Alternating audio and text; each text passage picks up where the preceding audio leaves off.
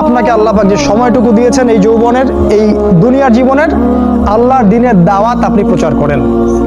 আপনার মধ্যে যতটুকু এলেম কালাম আছে, বাল্লিগু আন্নি ওয়ালাউ আয়া, একটা আয়াতও যদি জানো আমার পক্ষ থেকে প্রচার করে দাও।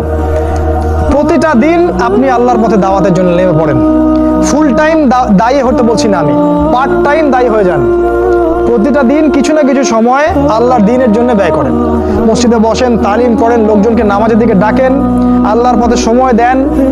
আপনি যারা দ্বীনের পথে কাজ করছে ওদেরকে হেল্প করেন, নিজে দাওয়াতি কাজ করেন, আপনার সেক্টরে দাওয়াতি কাজ করেন, নিজের মধ্যে, নিজের বন্ধু মহলে, পরিবারে, আপনার আত্মীয় স্বজনের মধ্যে দাওয়াত দিতেই থাকেন।